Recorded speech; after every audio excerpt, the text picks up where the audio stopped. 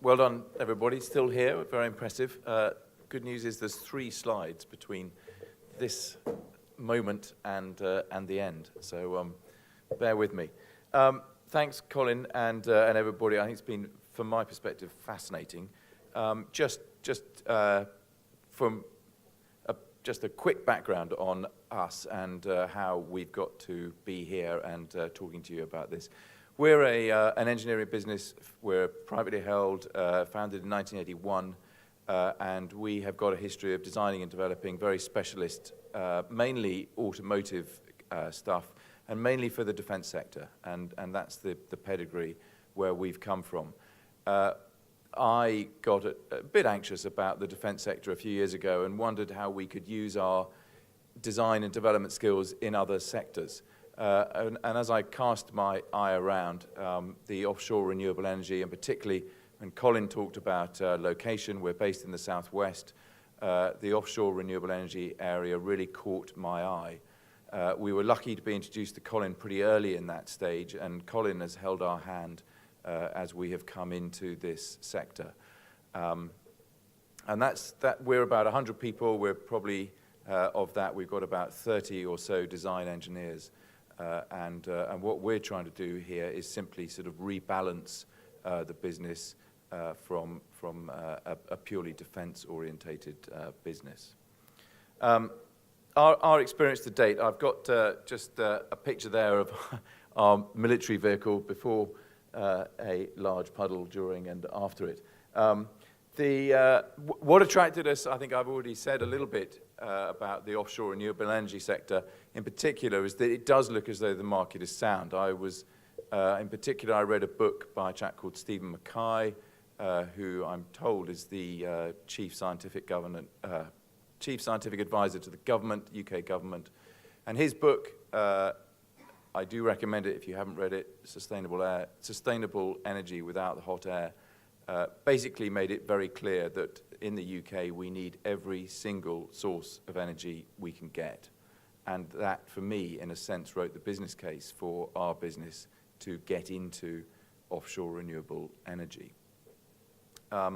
Therefore, we see that it has potential, that there is new kit going to be required, newly engineered kit. We've seen a lot of it today, and what these device developers have done is frankly extraordinary. I think what really caught our eye is that there's therefore going to be a lot of ancillary device around that, ancillary devices, support mechanisms that are going to be needed in order to make this work. It's beyond our capability to be one of these device developers. We don't have that sort of balance sheet balance sheet, frankly, and therefore we would like to play a part, but we have to recognize where we sit in that jigsaw. Now we're in it. I think we have to accept that this is not a place where you're going to get rich overnight. People are not getting rich overnight. This is a very early stage development program, as I think you've seen, and everybody's looking at cost reduction. And so this is an investment phase for us as well. We're developing our skills and capability. We're developing our experience. And I guess from our perspective, where we perhaps feel that there could be more, where we feel as though there is a bit of frustration, is where the big device people or where the big energy people are not taking decisions because there is a lack of government certainty or clarity sometimes. We do find that knocks down into our element, our small sphere, really pretty quickly. And so for me, it's a very clear ladder that goes down from the top straight into the supply chain. And therefore, frankly, our experience is be patient. This is going to take time. What's it going to look like in the long run? Well, these guys, I think, have painted a very good picture about how the costs are coming down. We do know that energy is going to be required, so it is going to happen.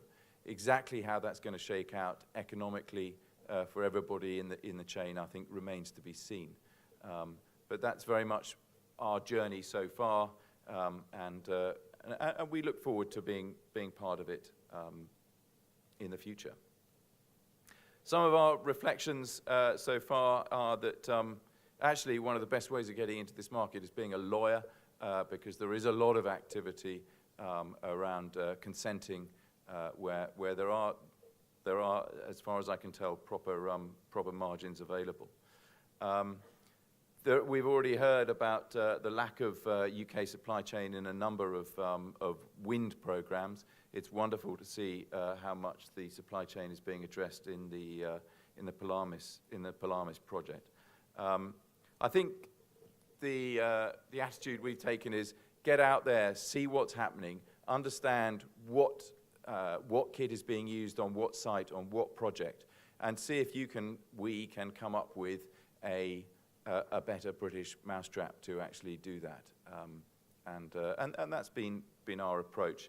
The picture there is a 25-meter multi-purpose vessel that we've gone ahead and developed, and is now coming into